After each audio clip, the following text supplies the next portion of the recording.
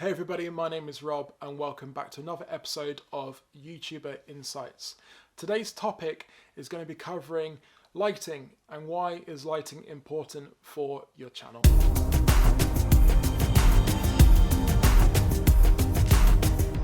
So if you're new here, please do hit the subscribe button and also the notifications bell. It means you can keep in the loop with future content and you might even learn some more things from our future videos.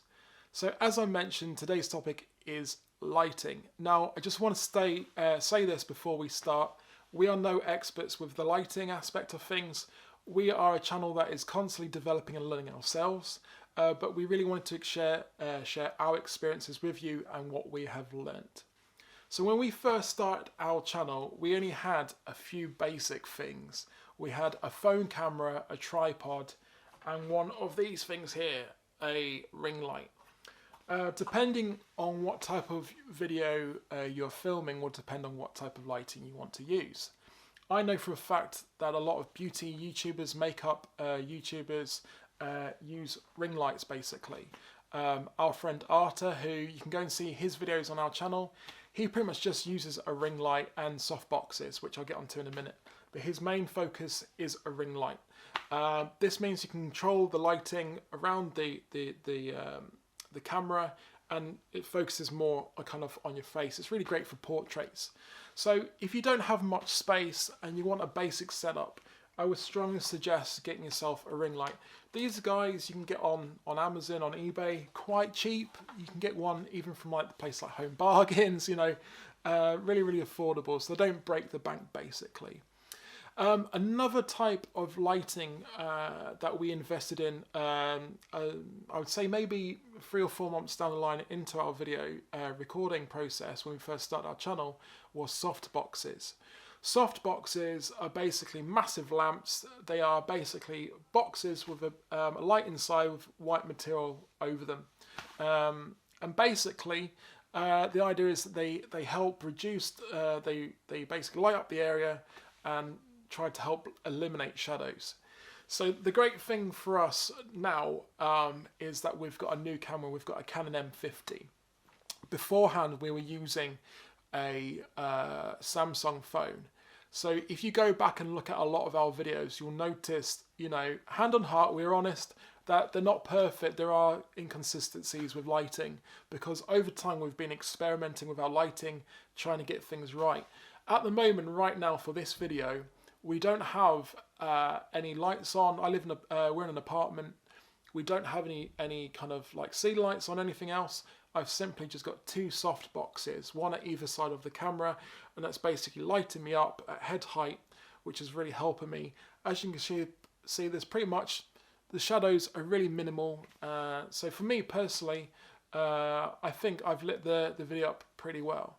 So, you know, getting your lighting is really important. And again, soft boxes, you can go on Amazon, eBay and get these quite affordable. I mean, I would say soft boxes are probably a little bit more expensive than a ring light. A ring light you could probably pick up for about £20. Soft boxes, you may be looking more towards the 100 range. I may be wrong. I will put some links in the description below, so you can go and check those out and just experiment, see for yourself.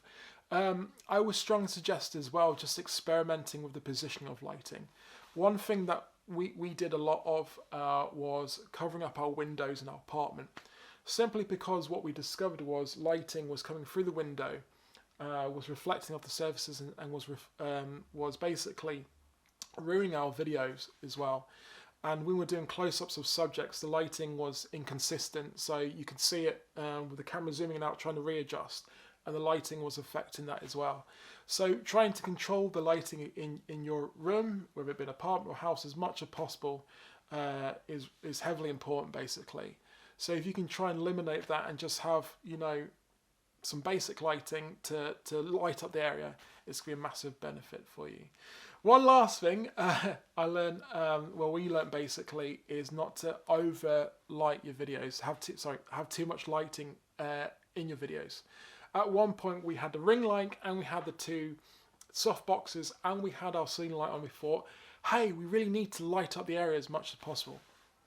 It didn't work for us. So basically we've dialed back kind of our lighting setup now. Because we've got a better camera, like I said, we've got a Canon M50 with like I think it's a STM lens, a stock lens. It's a 15 to 45mm lens, so it's great for where we are. We don't need that much lighting because it picks up pretty well. So the two softboxes, simple setup for lighting our videos, and because of the distance that we are, it catches the light off my face.